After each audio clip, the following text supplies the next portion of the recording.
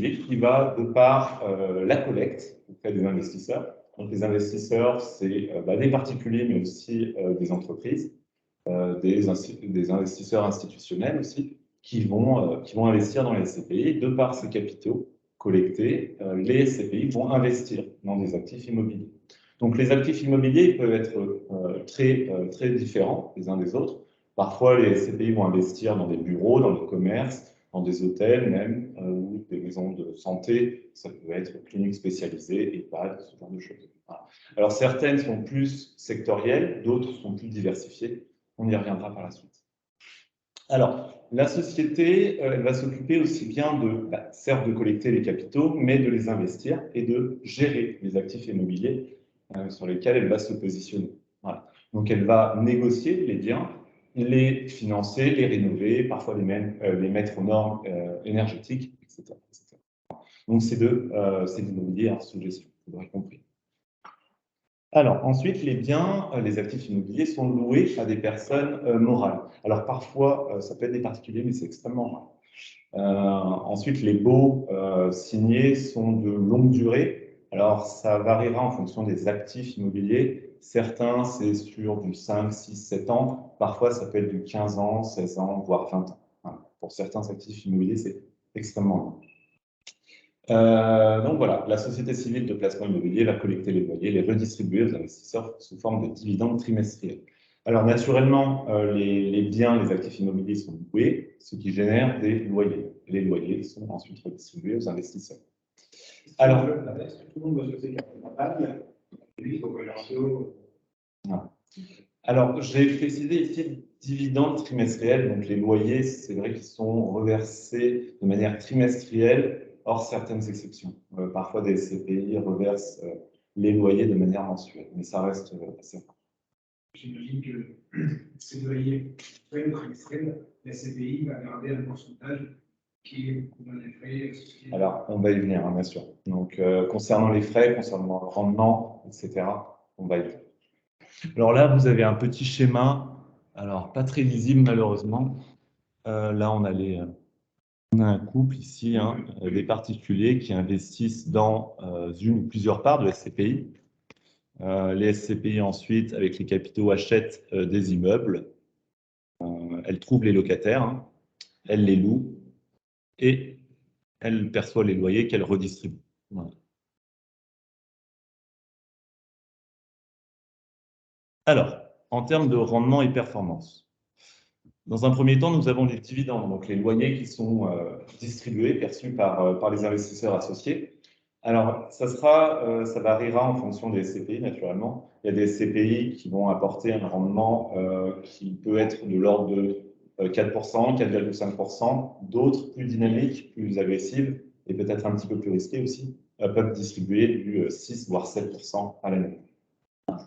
Donc, comme je le précisais juste avant, les dividendes, les loyers sont redistribués tous les trimestres sous forme de dividendes en fonction de la valeur de souscription de la part de SCPI. Ça, on y revient. Alors, les revalorisations des parts, c'est le fait finalement qu'une part achetée finalement 100 euros vaut 102, 105 euros un petit peu plus tard. Donc, c'est la hausse finalement de la valeur de la part. Donc, on estime, c'est très difficile d'estimer ça, c'est naturellement une belle moyenne, entre plus 7,5 et plus 10% de revalorisation sur 8-10 ans. Voilà. Actualisation de la page.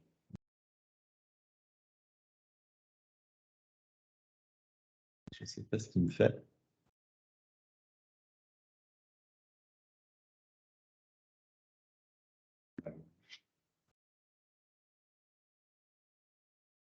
Ensuite, il y a les résultats exceptionnels. Donc, ce sont généralement c'est très variable.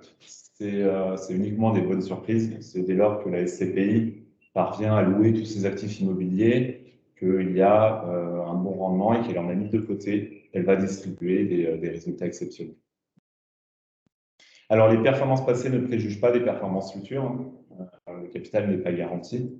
On y reviendra par la suite. Donc, le rendement, qui peut être de 5% pour une SCPI, peut très bien varier est passé de 5,3% à, peut baisser aussi, hein, à 4,5, 4,6, etc.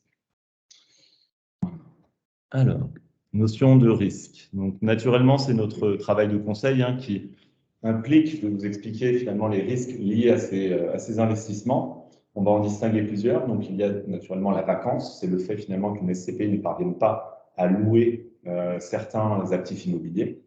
Donc, généralement, une bonne SCPI a un taux d'occupation financier, finalement, c'est au niveau de la vacance, entre 85 et 100%. Une jeune SCPI qui date peut-être de 2019-2020 va naturellement avoir un taux d'occupation financier de 100%, puisqu'elle aura peut-être 5 ou 6 actifs immobiliers, donc c'est facile pour louer ces locaux. Voilà.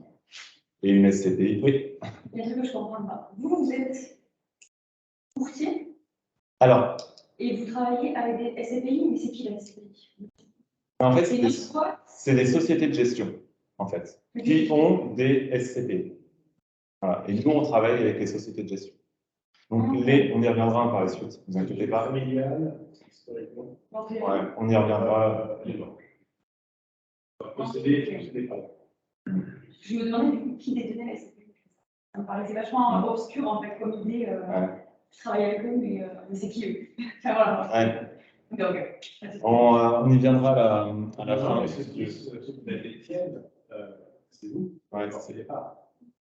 Oui, mais qui le... Ceux qui la gèrent et qui l'animent. C'est ça. Bon, il faut aussi les parts, mais voilà, eux, c'est une société en général, une société familiale.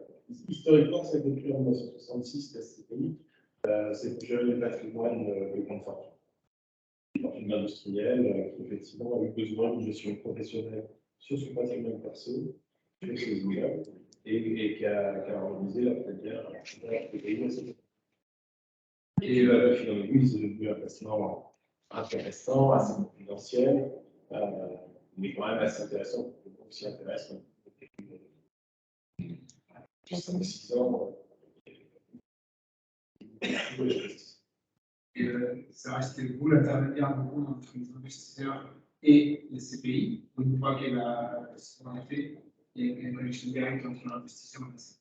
Bah, disons que vous avez un certificat de part, donc il y a une partie de la SCPI qui vous appartient finalement, et vous avez un extranet, vous pouvez naturellement contacter la société de gestion, mais nous sommes aussi un intermédiaire. Et généralement plus réactif, etc. Donc. Alors, les impayés, c'est à partir du moment où un locataire ne parvient pas à payer son loyer. Donc, pour réduire ce risque-là, les SCPI, les bonnes SCPI vont étudier les bilans comptables des différents locataires pour éviter d'éventuels impayés si un risque est produit auprès de notre société. Si vraiment les entreprises ne payent pas, est-ce qu'on peut changer de... Alors, si les entreprises ne payent pas, ça s'est peut-être vu, oui, ça s'est vu pendant la période Covid. Généralement, ils s'arrangent avec les locataires. C'est-à-dire que la SCPI va contacter les locataires et vont s'arranger. Donc là, il y a eu des franchises pendant peut-être 3-4 mois, ils n'ont pas payé de loyer. Et ensuite, disons, le locataire va devoir re-signer un bail pour une durée déterminée, généralement 5-6 ans supplémentaires, et devra payer le loyer total. Donc, il s'arrange finalement. Il n'y a pas une histoire d'assurance de loyer.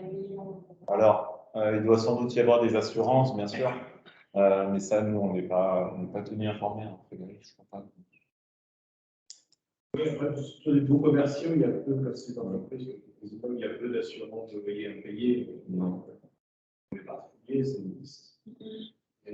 Parce que là, on est sur des institutionnels quand même, majoritairement en termes de locataires. L'assurance, c'est le bail qui fait 2 ans. C'est quoi? C'est la Poste, par exemple? Ça peut être Siemens, par exemple. Il y a même Google, parfois, qui... On reste sur des grands groupes, c'est pas un investisseur individuel qui va louer ce bâtiment. Non, c'est pour ça le risque n'est plus sur une société publique. Elles arrêtent de payer les loyers. Puis ça va au tribunal, on va payer.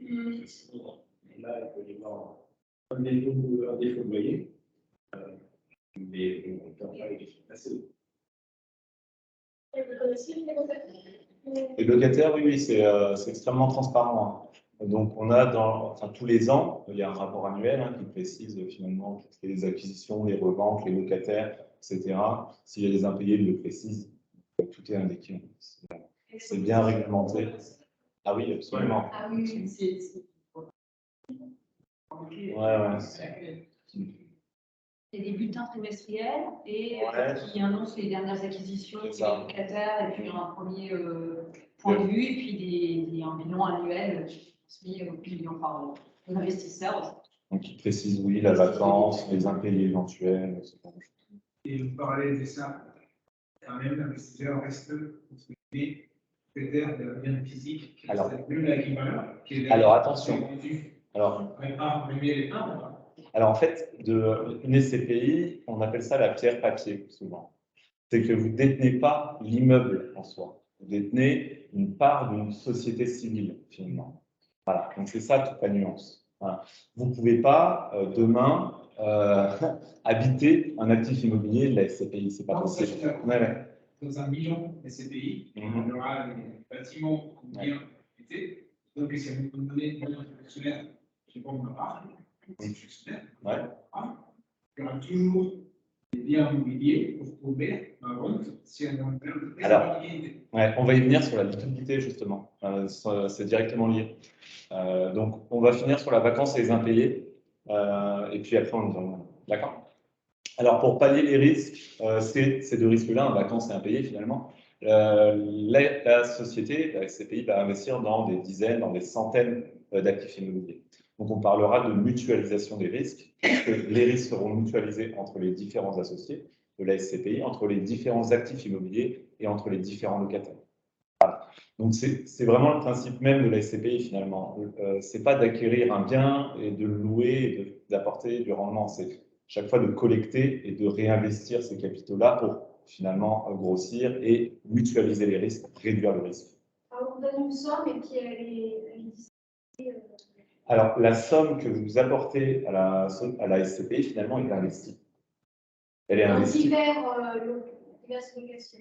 Voilà, c'est ça, dans des actifs immobiliers qui, certaines SCPI, comme je le disais tout à l'heure, elles vont avoir tendance plus à investir dans le domaine de la santé, par exemple, dans des cliniques spécialisées, dans des pharmacies, parfois, ce genre de choses. Parfois, une SCPI sectorielle bureau, elle va investir dans des bureaux. Voilà. Récemment, qui effectivement attendait d'avoir collecté 30 millions d'euros pour pouvoir acheter ce qui est bien.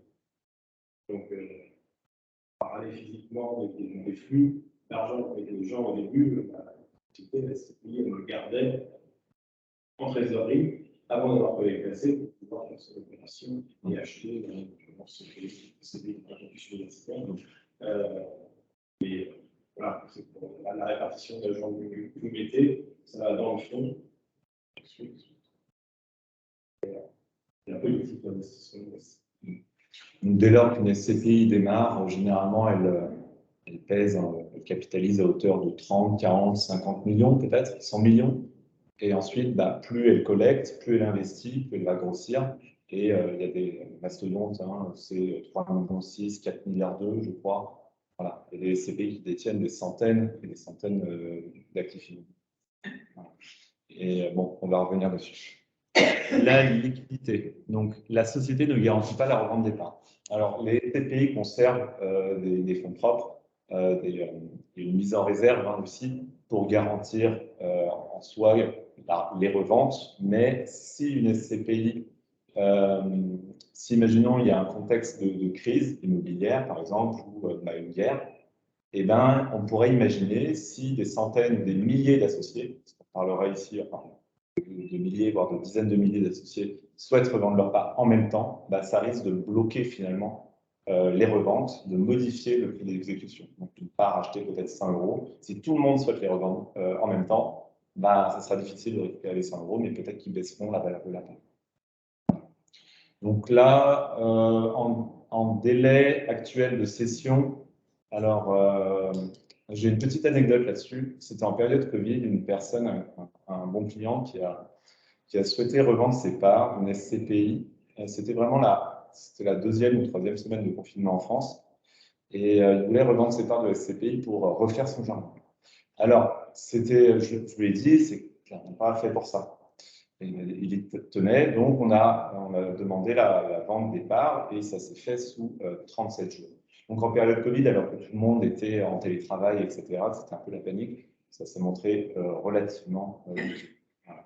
En l'occurrence, son jardin était très beau et en confinement, c'est pas une si mauvaise idée que ça. Mais voilà, on peut pas, les sociétés ne peuvent pas garantir malheureusement la revente. Est-ce que les acquisitions des biens sont territoire français? C'est une très bonne question. Alors, à l'origine, c'était plus sur les territoires français, mais maintenant, elles se diversifient. Certaines vont investir en Allemagne, en Espagne, en Italie et parfois même au Canada. Voilà. Donc, elles ont du mal à s'installer aux États-Unis et en Asie, mais je pense qu'elles ne le font pas.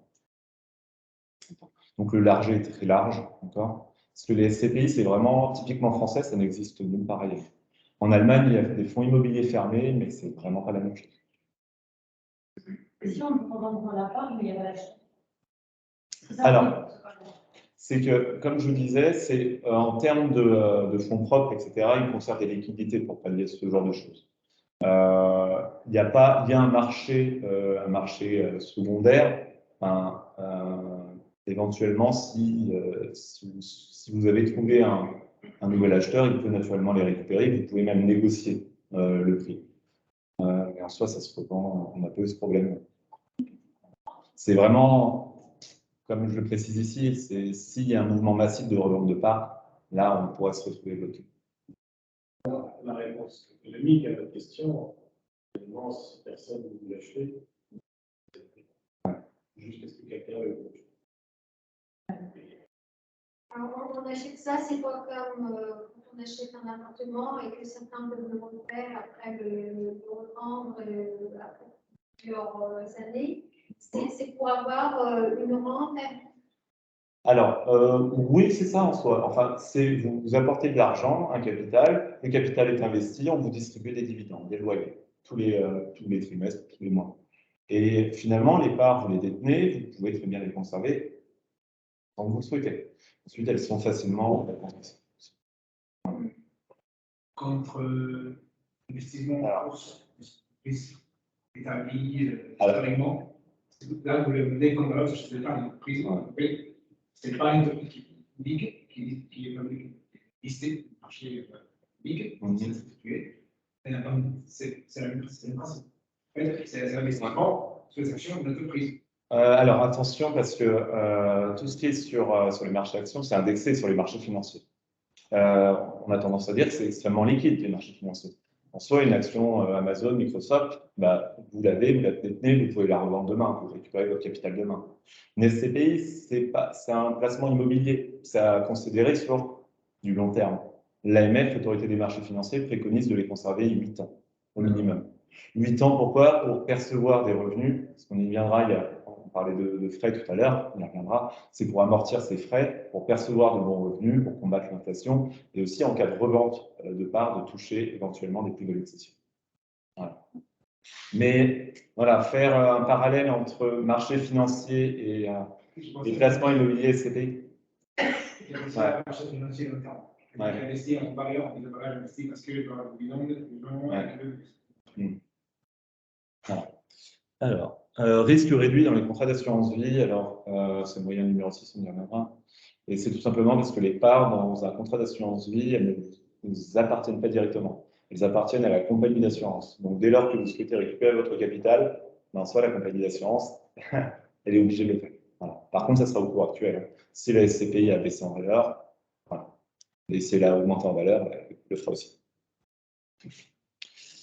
Alors, les performances passées ne préjugent pas des performances futures, le capital n'est pas garanti, le placement en SCPI doit s'envisager sur une longue durée.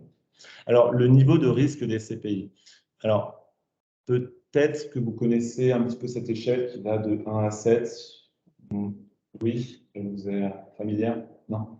Bon, c'est une échelle de risque, de volatilité, finalement, qui a été établie par les autorités de réglementation.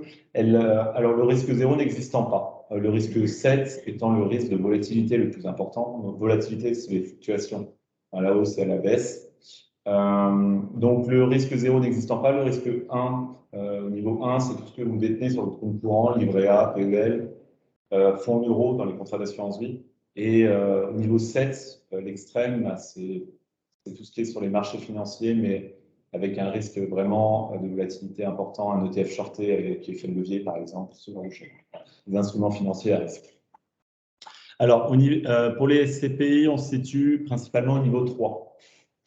Certaines sont au niveau 4 quand elles sont lancées, généralement, quand elles détiennent peut-être 5, 6, 7 actifs immobiliers.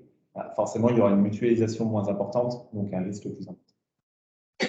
Et les SCPI qui pèsent 2 milliards, 3 milliards, elles seront au niveau 3, voire parfois 2. Alors, tac. Et oui, risque 4 aussi, il y a certaines SCPI qui investissent au Royaume-Uni pour essayer d'edger l'effet Brexit, ce genre de choses. Il y a un risque un risque de change en plus. Donc forcément, voilà, ça augmente le niveau de risque. Alors, en termes de frais, alors on va en distinguer deux. Alors, il y a les frais de souscription. Alors, ils sont compris entre 8,5 et 12%. Alors, j'ai remarqué qu'il y en avait une qui était à 13,2% la dernière fois. C'est sur la valeur de souscription. Voilà. Donc, imaginons. On va prendre Alors, on va prendre un exemple. Vous avez une part à 100 euros. Les frais de souscription sont de 10%. Alors, vous aurez une valeur de souscription à 100 euros. Mais une valeur de retrait, donc c'est la valeur de souscription moins les frais de souscription de 90 euros. Voilà. Donc, ça veut dire que finalement, le rendement est établi toujours sur la valeur de souscription, sur les 100 euros. Par contre, si vous souhaitez revendre votre part demain, sans revalorisation, rappelez-vous, les revalorisations, c'est la hausse du prix de part, et bien vous la revendez 90 euros. Voilà. Donc, l'objectif, et je le rappelle, c'est de conserver les parts le plus longtemps possible pour qu'il y ait des revalorisations, pour que ça augmente le prix de la part, et qu'à terme, finalement, vous revendez vos parts plus de 100 euros. Voilà. Mais sachant que, comme vous dites, ça reste toujours auprès des achats. Si c'est 100 euros quand j'achetais, c'est pas toujours. En fait, la valeur de souscription évolue au fur et à mesure. Elle est liée à la valorisation. Exactement. La rotation de loyer en 4. Comment? Oui, c'est ça. Ça sera toujours entre les deux. Oui, tout à fait. Donc, l'objectif, finalement, c'est qu'il y ait des revalorisations de l'ordre de 10% à peu près. Les frais de souscription, ils s'appliquent à la valeur d'achat ou à la valeur de la part ou non? À la valeur, en fait, vous avez une valeur de souscription à 100 euros, imaginez, d'accord? Vous avez des frais de souscription de 10%. On va rester sur cet exemple assez simple. La valeur de retrait actuelle est de 90 euros. Seulement, si la part revalorise, et bien dans ce cas-là, imaginons à 1%, d'accord? La valeur de souscription sera désormais à 101 euros. Ça veut dire que si vous rachetez des parts, elle sera à 101 euros. Et la valeur de retrait, elle sera à 101 euros moins les 10%. D'accord, donc les frais, c'est. Voilà, tout à fait.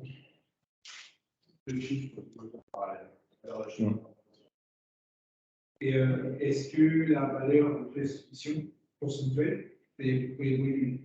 Genre, aujourd'hui, il achète, c'est un 2,5, donc effectivement, ça change à 10. Pardon, ah non, c'est statutaire, ça. Les frais sont statutaires. Ouais. Alors, tac. Donc en fait, les frais de souscription, on les paye que à la vente. C'est ça, tout à fait. Voilà. Et si vous les revendez alors qu'il y a eu des revalorisations de l'ordre de 10-12%, il n'y aura pas de frais finalement, il y aura des plus-values.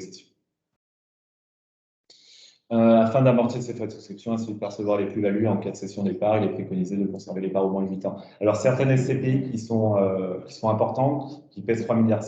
Je voulais juste préciser par rapport au montant des frais. On parle que les SCPI, c'est de l'immobilier. Donc, dans l'immobilier, quand on achète un appartement, il y a aussi des frais qui sont importants. Il y a les frais de notaire, les frais d'agence. C'est pour ça qu'il faut un peu faire le rapport en ces frais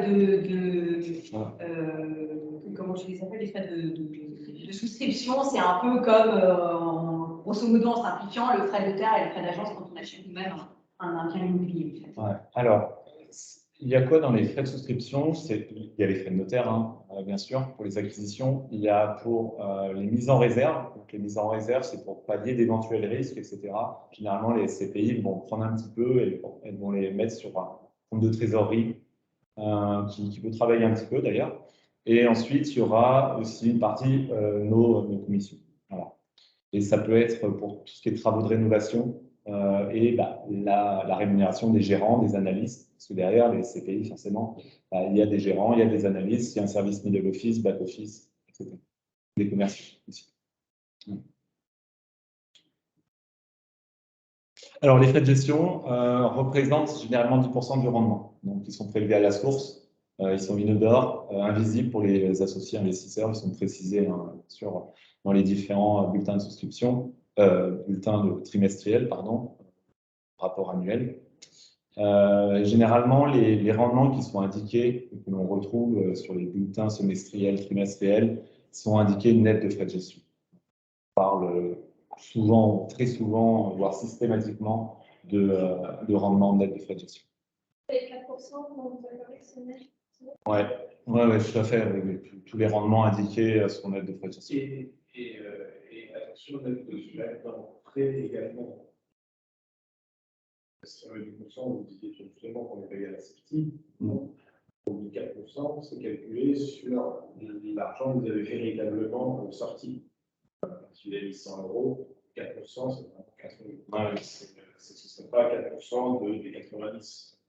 Ouais, et dans les cas de loyer impayé qui permet à une entreprise ne puisse pas verser de rendement, c'est 10% des frais de gestion.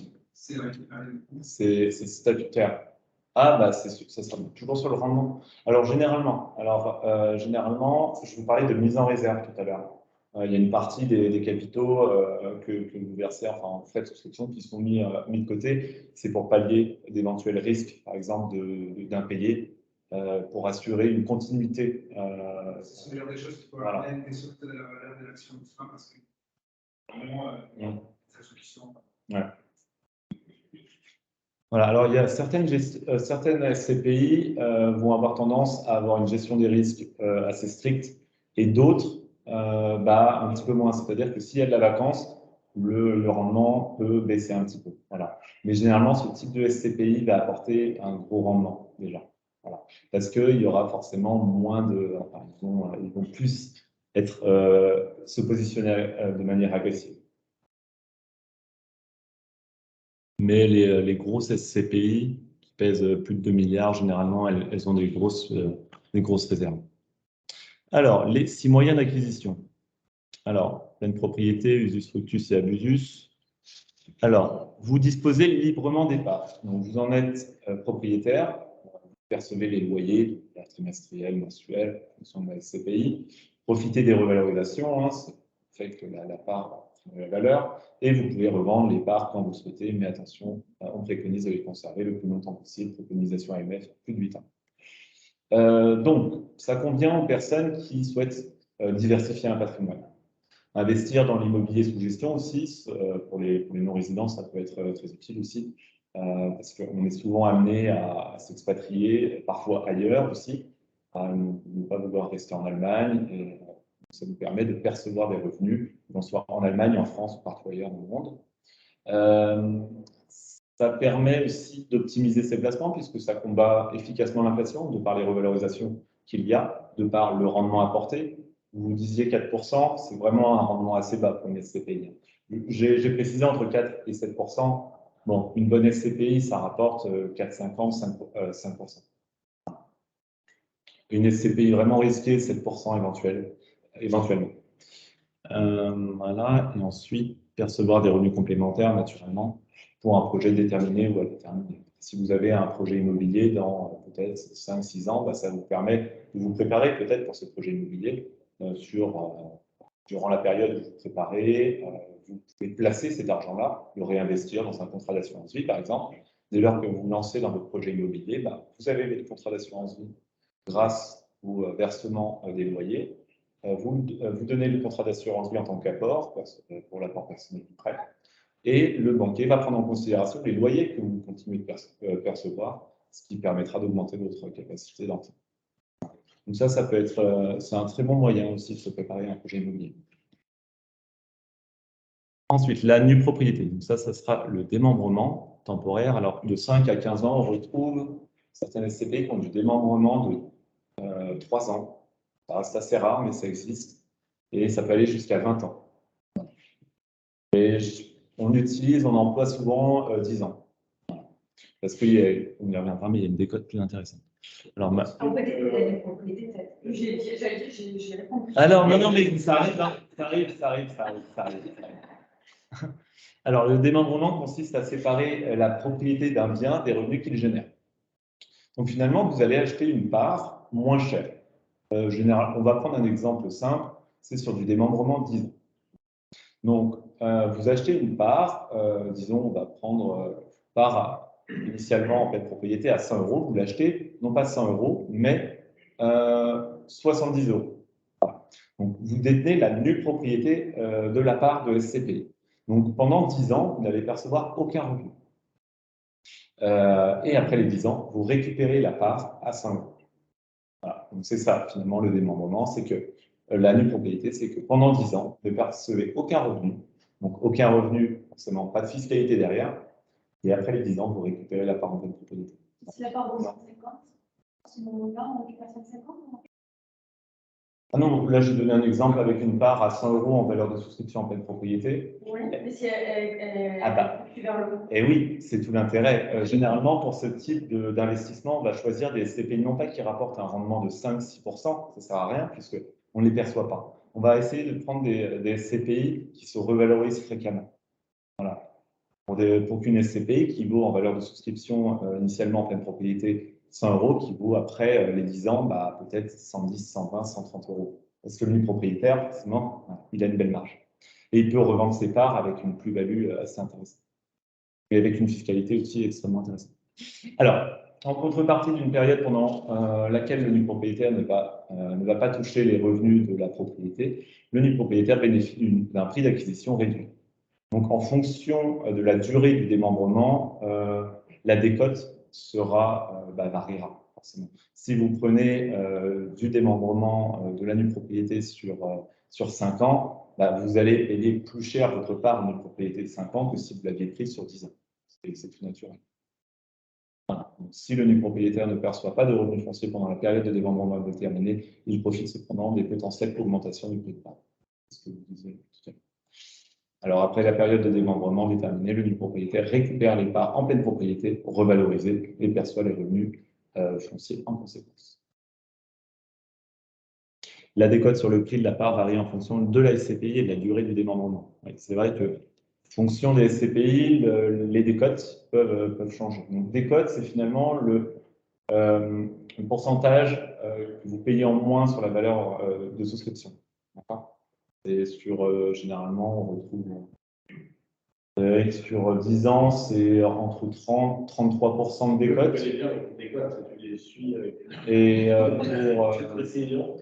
Et pour du 15 ans, c'est 40%, généralement. Donc, vous payez moins 40% sur le prix de la part sur le démembrement 15 ans. Alors, c'est peut-être un peu obscur pour un offre. Ouais, alors. Je peux l'intégrer à la notion de démembrement de propriété. Il y a quelque chose que je connais en général, c'est le viager. C'est-à-dire que c'est quand une personne, les parents vieillissants, vont conserver plus du fruit de leur bien, la possibilité de l'user et d'en profiter, dedans. Et la nue propriété, va être donnée aux enfants. Et ce qui se passe, c'est à l'issue d'une période viagère, donc définition du viager, donc décède, l'usufruit rejoint automatiquement la nue propriété. Les enfants ont déjà acquis ou pris en transmission de patrimoine quelques années avant. On parle là de démembrement viager, avec l'humaine. Là, on parle de démembrement temporaire, c'est-à-dire pour une durée de 5, 10, 20 ans. En général, c'est 5, 10, 40 ans. Et là, la décote, c'est-à-dire le prix du fruit, le prix des loyers qui devrait être perçu pendant cette durée de 10 ans, c'est ce qui s'appelle la décote, et ce que vous payez en moins à l'achat. Et vous les récupérez d'un coup à la fin, mais sous forme de nouvelle, finalement. Donc là, il y a un petit exemple, achat d'une part en propriété 10 ans, donc on a une décote de 33%. Qui s'applique, soit une part en une propriété à 67 €. Donc une part à 100 €, vous l'achetez 67 €. Pendant 10 ans, vous ne percevez aucun loyer, donc pas de fiscalité sur les revenus fonciers. Après les 10 ans, vous récupérez la part à 100 €, plus éventuellement les revalorisations qui auront lieu. Et ensuite, les loyers se reversent sur le compte courant.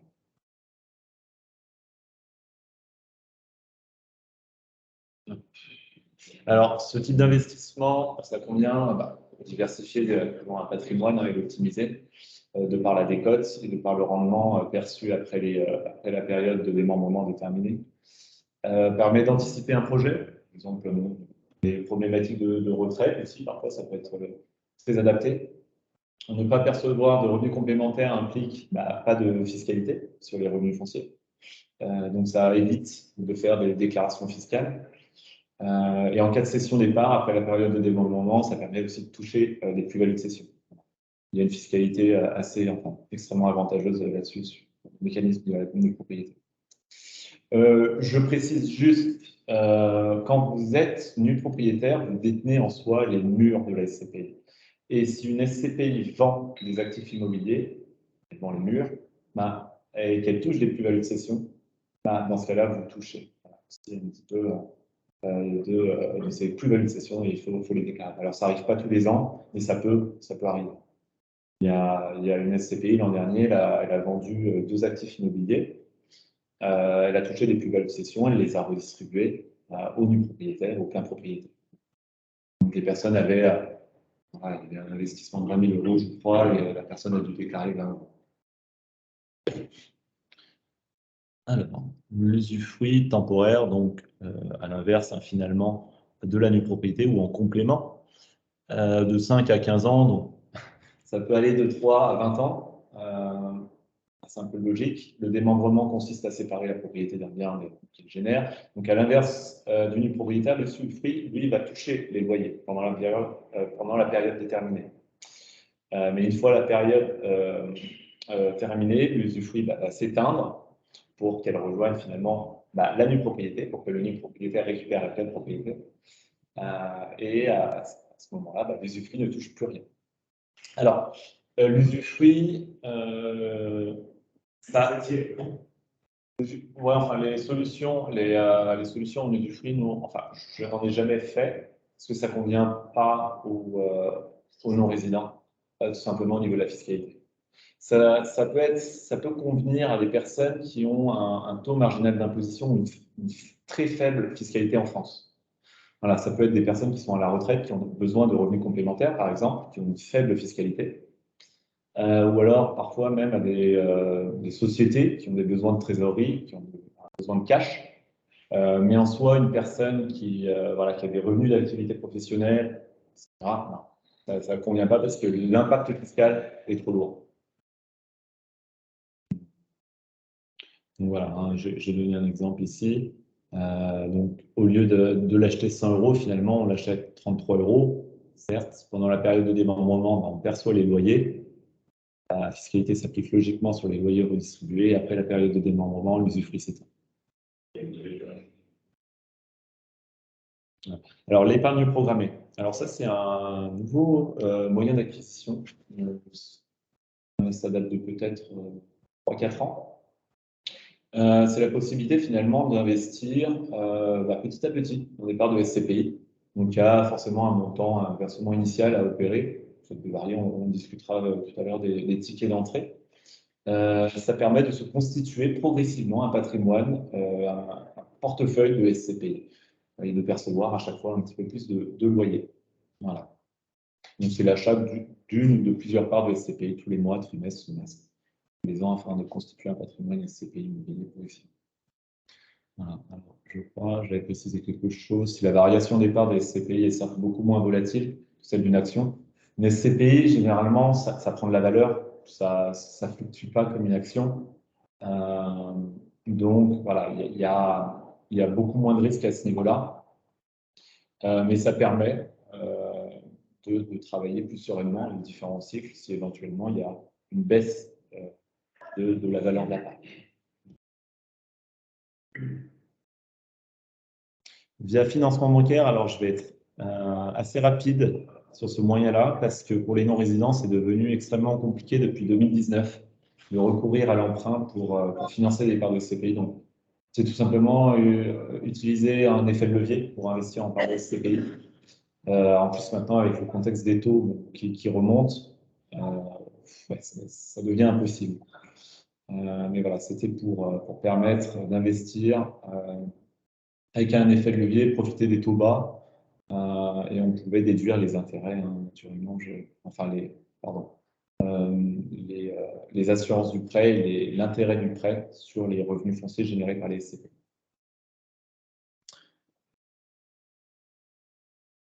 Alors, les SCPI dans l'assurance vie patrimoniale. Alors, je vais commencer par ça. Alors, les SCPI dans les contrats d'assurance vie, ce n'est pas considéré en tant que revenu foncier, c'est considéré comme étant des supports UC, unités de compte. Donc, on aura une fiscalité légèrement différente. On va revenir sur les avantages classiques des contrats d'assurance vie parce que c'est extrêmement important. La fiscalité dans les contrats d'assurance vie s'applique uniquement en cas de rachat, en cas de retrait du capital et uniquement sur les gains. Les gains, c'est ce que vous avez gagné, donc c'est l'intérêt plus-value. Donc, que vous soyez finalement en France, en Allemagne, ou peu importe le pays dans lequel vous vous trouvez, c'est en cas de rachat et sur les gains. Alors, un autre avantage aussi pour les assurances vie, c'est que ça reste relativement liquide. Le délai maximum légal pour une compagnie d'assurance, à partir du moment où elle reçoit les documents de rachat, c'est 2 mois. C'est-à-dire qu'elle a 2 mois pour effectuer le virement sur le compte courant du client. Alors, pour être honnête, pour les non-résidents, il faut bien compter un mois et demi. J'aime bien prévoir un petit peu plus de temps. Donc, 1 mois et demi, c'est bien, comme ça évite tout stress. En France, ça peut être extrêmement rapide. Ça peut se faire en 5, 6, 7 jours. La fiscalité ne s'applique qu'en cas de retrait uniquement sur les gains. Et en termes de transmission, donc voilà, il y a des clauses bénéficiaires libres et il y a des abattements aussi successifs. Alors, dans les contrats d'assurance vie, dans certains contrats d'assurance vie, c'est désormais possible d'investir en part de SCPI. Donc, soit en one shot, soit tous les mois ou tous les trimestres. Alors, il y a uniquement certains contrats et certaines SCPI qui le permettent. Alors, il n'est pas possible d'investir dans toutes les SCPI dans les contrats d'assurance. Certaines SCPI refusent d'ailleurs les investisseurs institutionnels ou les compagnies d'assurance parce que ça, pour une question de mutualisation des risques, c'est-à-dire que dès lors qu'une compagnie d'assurance va récupérer des parts d'une société de gestion, elle va investir pour des dizaines de millions, voire peut-être même des centaines de millions, et ça risque d'avoir un trop gros poids, enfin la compagnie d'assurance risque d'avoir un trop gros poids dans la gestion de la société. Voilà. C'est pour ça que certaines SCPI se refusent d'entrer dans les contrats d'assurance. Alors, les dividendes des SCPI, dans certains contrats, sont capitalisés, c'est-à-dire que les loyers sont directement réinvestis dans de nouvelles parts. Mais parfois, ça peut être aussi possible, sous option, de soit les mettre sur un support en euros, capital sécurisé, ou alors même de les réinvestir sur les marchés actions. Voilà. Sur des fonds actions, fonds obligataires, fonds mixtes. Voilà. Alors, en termes de frais de souscription, ils sont réduits.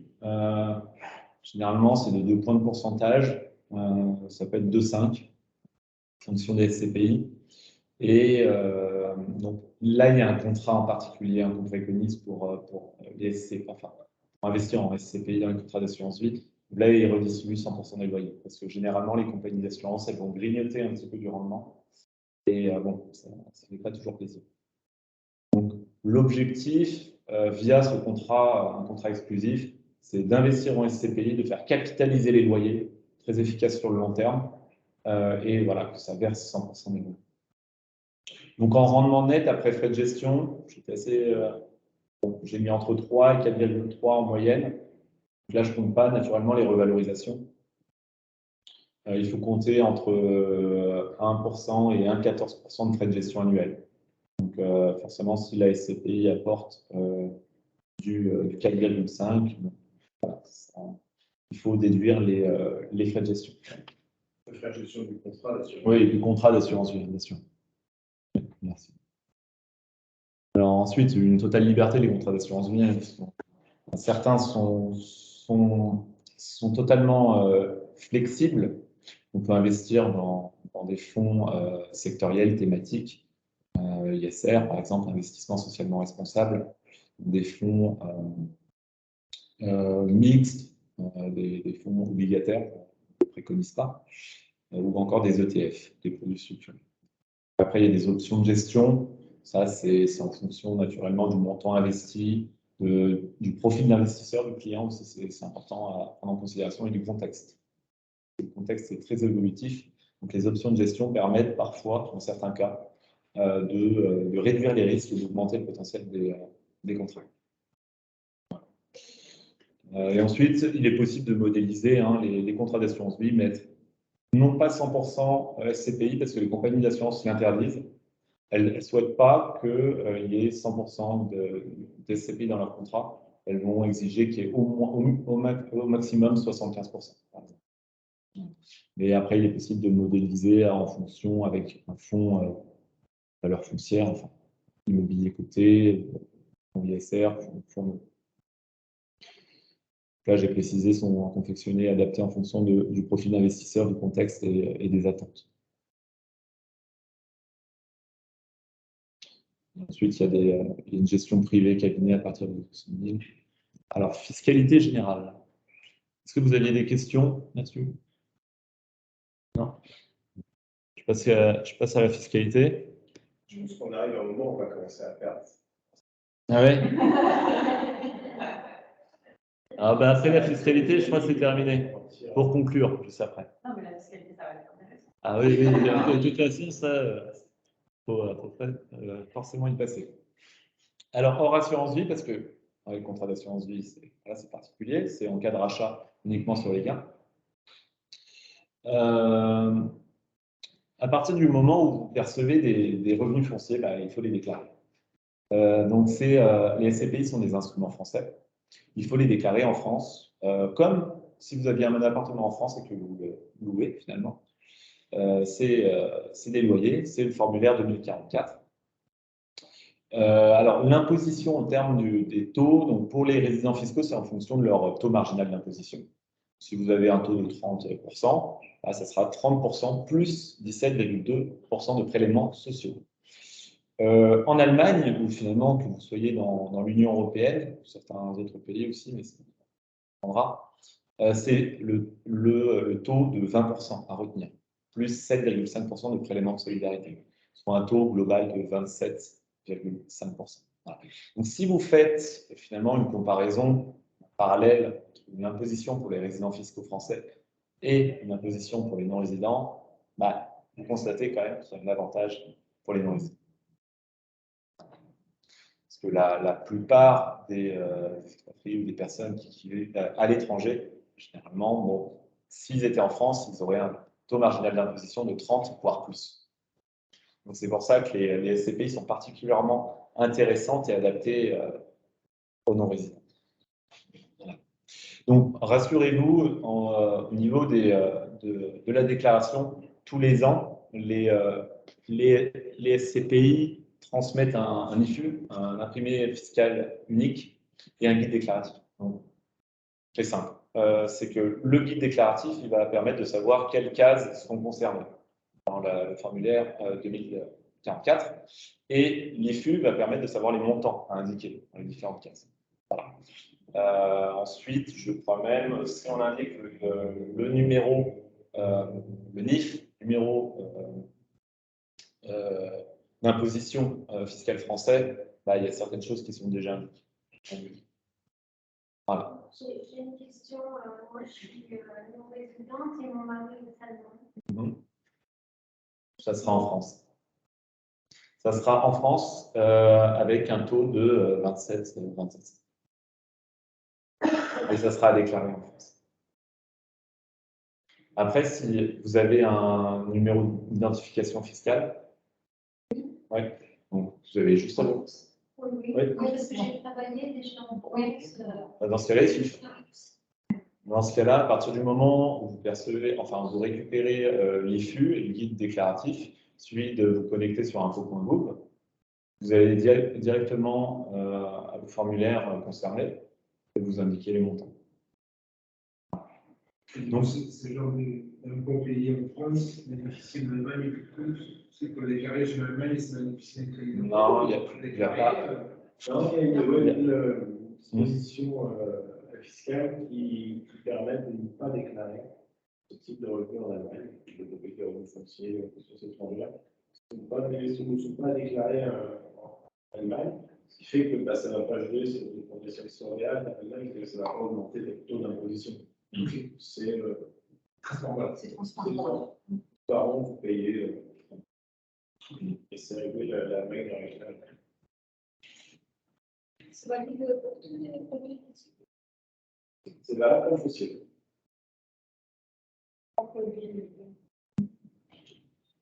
Bon, après, il y a aussi la nue propriété qui permet d'éviter les déclarations.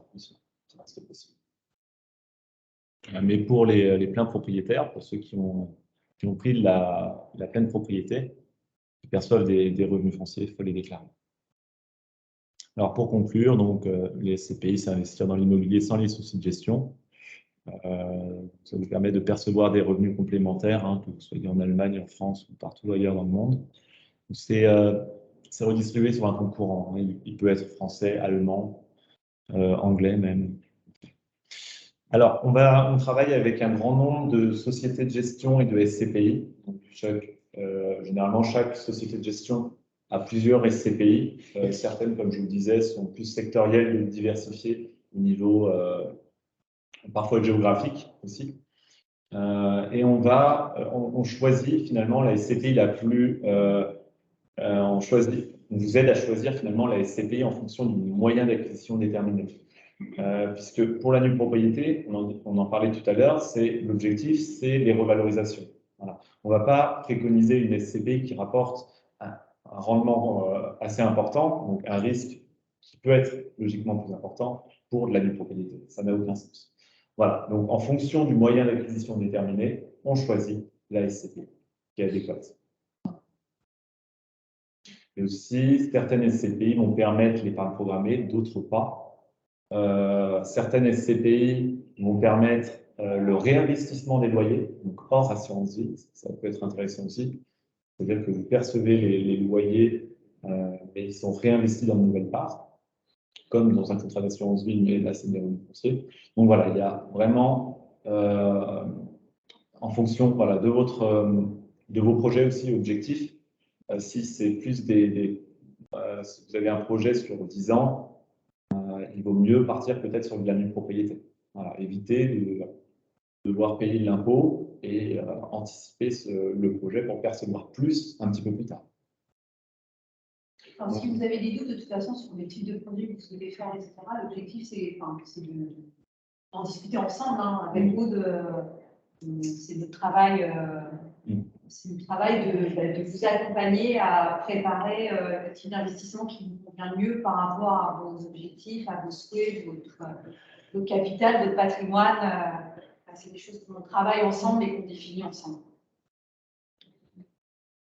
Est-ce que vous aviez des questions, des remarques? Oui. Quel est l'apport moyen? Alors, bien sûr. Alors, les tickets d'entrée, alors c'est pour la pleine propriété, hors épargne programmée, c'est entre 2 000 et 5 000 euros. Ça varie en fonction des SCPI. C'est quand même assez difficile de répondre à la question. Parce que c'est le ticket minimum. En général, c'est autour de 2 000, 5 000 euros. Comment une personne peut-il estimer les gens en moyenne? Oui, mais il y a des gens qui font c'est le 5 millions d'euros. Oui. Ouais. aujourd'hui, si vous avez un tel capital à investir, aller sur un truc, je ne vais pas trop les rester sur les. Donc il y a vraiment, il n'y a pas de limite vers le haut. Oui, j'imagine. Mais effectivement, oui, ça qui gagne normalement.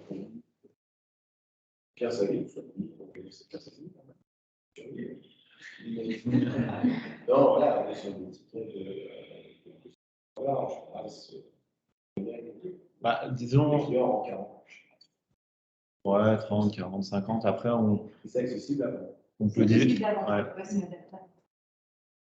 généralement, à partir de 25, 30 000, on a tendance à diversifier peut-être.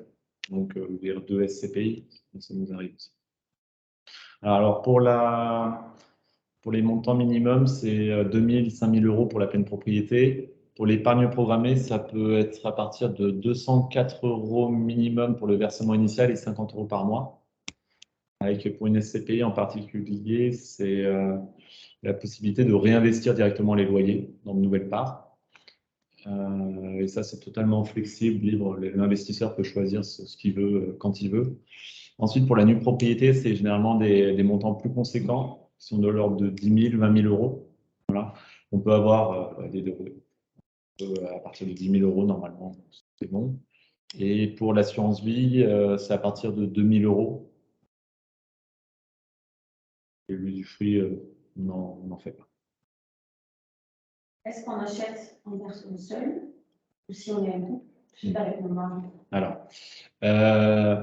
finalement, là, il y aura une seule différence finalement.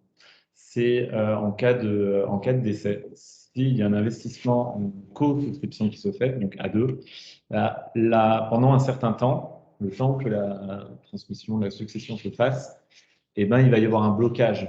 C'est-à-dire que les parts vont être bloquées le temps que tout se règle. Et la personne, le conjoint survivant, pardon, ne va pas récupérer ce capital-là tout de suite. Mais dès lors que ça sera réglé, forcément, il récupérera tout. C'est juste ça, finalement, que ça change. Et pour les régimes séparatistes,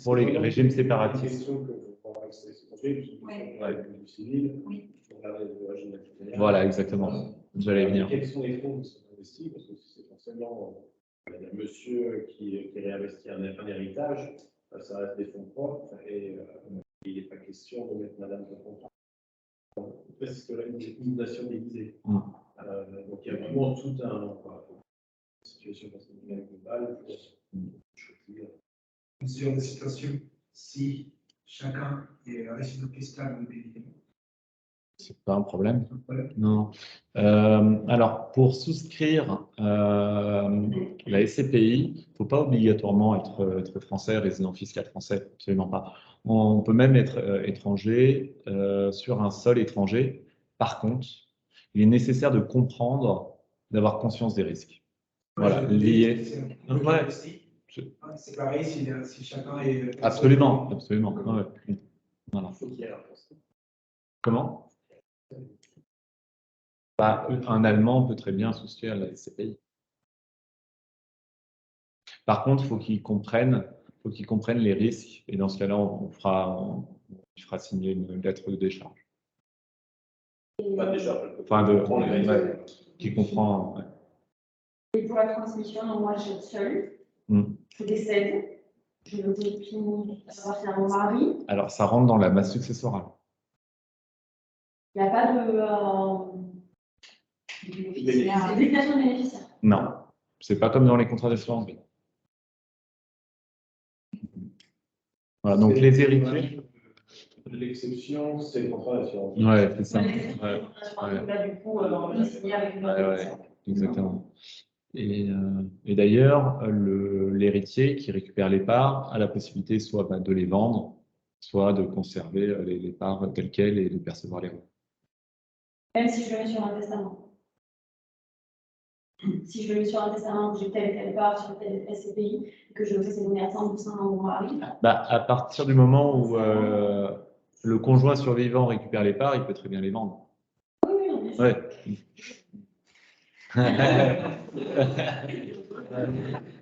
Mais au moins, si je le mets dans mon testament, par exemple, si j'ai des enfants après, et que je veux que ça revienne uniquement à mon mari, si je le mets sur le testament, ça reviendra uniquement à mon mari.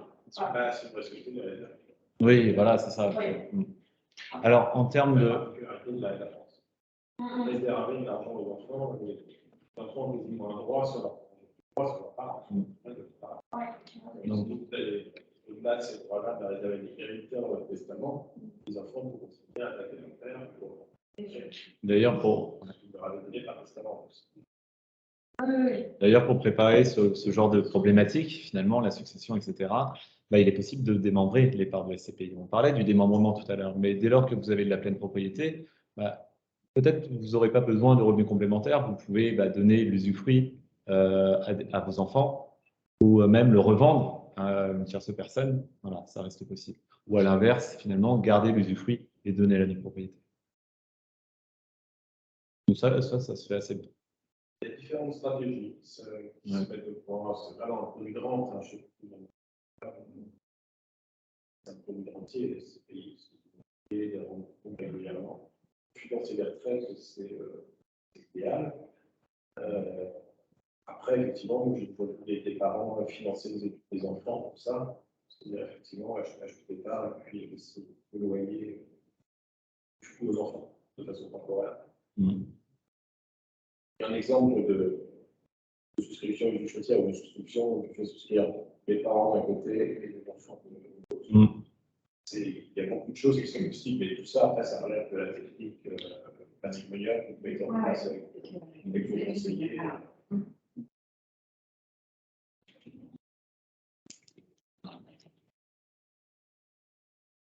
Autre question. Des questions, profitez-en parce qu'on est. Il a essayé de et c'est pas souvent qu'on répond à quoi.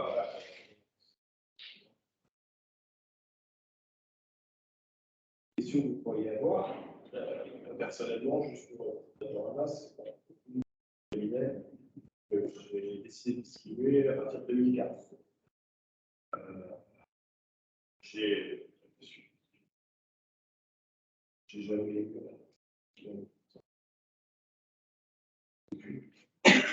c'est vraiment la chance qu'on a choisi des bons partenaires. C'est des pays européens qui le rendement est tombé, mais c'est vraiment le rendement tombe, sur les marchés actions un peu plus c'est complètement décoré de marché action. Ce qui fait que c'est finalement un peu non surprise. C'est vrai.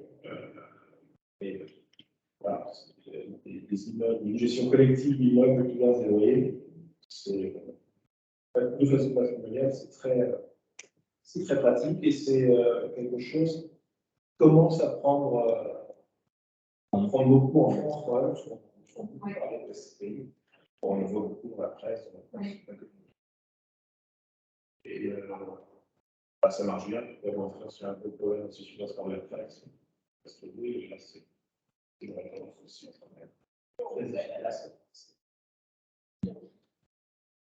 Les investisseurs, ils ont droit à un droit de vote ou des décisions, des achats culturels, des Ils ne vont pas la consulter sur la gestion.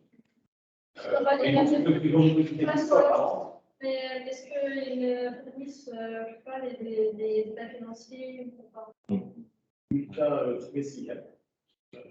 Un bulletin qui donne un peu la vie, la gestion de la SCPI. Les statuts, le rapport annuel. Alors oui, le rapport annuel, le rapport annuel qui est le fruit de l'Assemblée générale à laquelle vous êtes convoqué. Vous pouvez aller siéger, vous avez un droit de vote, vous pouvez voter par correspondance. Mais là, vous pouvez participer, alors c'est ça, vous participez pas quotidiennement à la gestion de la SCPI, enfin une fois par an, on vous explique ce qu'il en est, et vous pouvez dire ce que vous en pensez.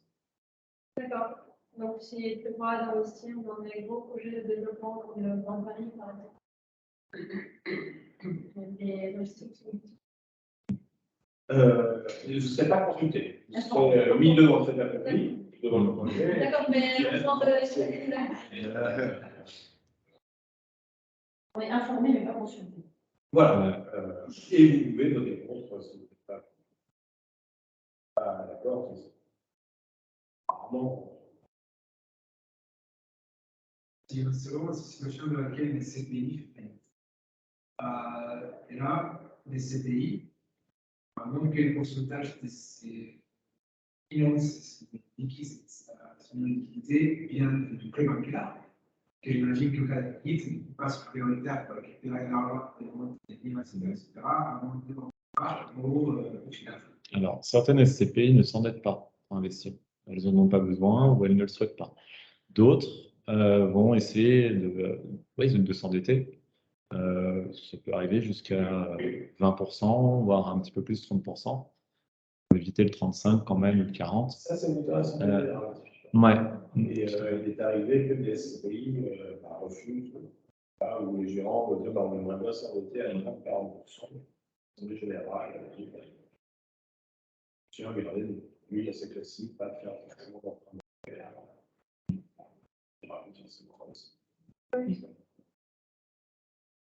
Et c'est une tendance quand même, parce que comme les taux étaient très bas ces dernières années, la plupart des SCPI ont profité quand même. Ouais, absolument. Donc, pour en cas de faillite, l'argent issu de la vente des propriétés, des biens de la CPI, comment distribuer si une société de gestion fait faillite, c'est l'AMF qui va se charger de trouver une autre société de gestion qui va gérer la SCPI. Ce sera une autre société de gestion qui sera agréée par l'AMF, naturellement, qui va devoir reprendre la SCPI. Donc nous, à ma connaissance, je ne connais pas de SCPI, malheureusement. Malheureusement. Ici, on a connu historiquement dans les années 90, c'est bon, il y a eu une crise, et donc c'est ce temps-là, il y a eu une crise de liquidité, et il n'y avait rien d'organisé au niveau des marchés secondaires. Une personne voulait céder sa part, il n'y avait personne pour l'acheter. Il fallait qu'elle fasse. Et à partir de ce moment-là, les années 90, les sociétés de gestion étaient obligées par l'AMF d'avoir un carnet d'ordre. C'est de façon à ce que les gens veulent céder, puissent mettre en face et veulent acheter. Et ça a fluidifié le marché, ça a fait que ça a repris, et ça a bien repris au début des années 2000. Et il y a eu une grosse progression technique finalement sur l'organisation de ces SCPI à ce moment-là. Et il y a eu une deuxième période tendue, c'est 2008, la crise des subprimes, où effectivement, au moment où les investisseurs possédaient des SCPI, ont dû retourner évidemment sur les marchés actions parce qu'ils avaient chuté de 70%, ils ont voulu vendre sur certaines SCPI, pas sur toutes, et notamment sur une société qui s'était fait attaquer sur ça à l'époque. Tous les porteurs de parts ont voulu céder leur part d'un coup, et l'UFG, une française de position, avec laquelle vous ne travaillez pas, puis sur eux, c'est des gens tout à fait sérieux. Mais là, d'un coup, les gens ont dû céder parce qu'ils sont décédés. Tout s'est bien fini, puisque finalement, le prix de la part baissant, les loyers restent les mêmes, la rentabilité a explosé. L'année suivante, c'est une rentabilité de 14-15%. Tout vient de revenus dessus, ça s'est livré. Voilà, il n'y a pas énormément de stress. Ouais, ça variera en fonction des sociétés de gestion, de leur politique. Certaines sont beaucoup plus agressives que d'autres. Certaines vont investir au Royaume-Uni, comme je disais tout à l'heure, en Irlande, etc., pour essayer de capter le plus de rendement possible. Forcément, il y a plus de risques derrière. Mais d'autres SCPI qui datent de 86, il y a une telle mutualisation des risques, voilà, le risque est très faible. Et le rendement est corrélé, hein. C'est-à-dire que si le risque est faible, forcément le rendement sera plus faible aussi. Et un peu, c'est le particulier de SCPI avec lequel vous travaillez, on peut choisir n'importe quel SCPI, mais alors, pas. Non, alors on ne connaît pas toutes les SCPI. Vraiment. Mais on travaille avec de nombreuses sociétés de gestion, donc ça peut être Paref, Peria, Limorand, Sophidi, pardon, Corum, Novapierre, il y a qui d'autres, Cap Foncière et Territoire. On a essayé de travailler avec Voilà. les acteurs de la place, par contre pas les banques. Parce que bon, les bancaires, avec les soucis de gestion hier, c'est tout le monde produit financier. En général, on travaille avec des acteurs indépendants.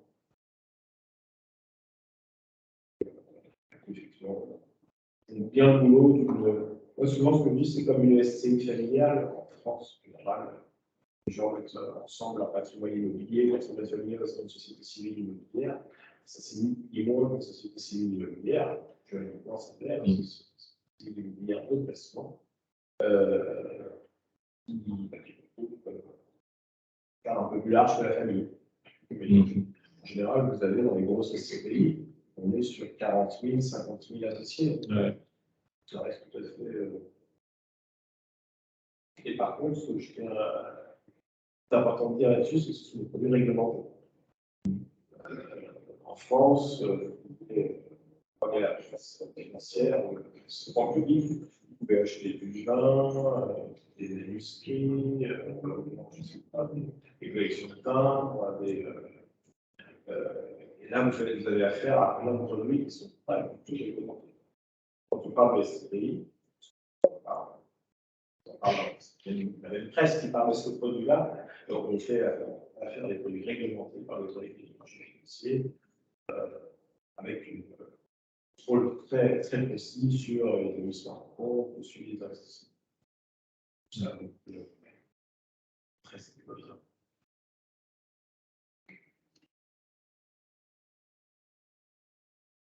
D'autres questions?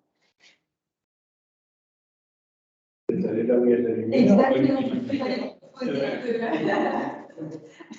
De continuer à côté. On a un verre et quelques. Ah ouais.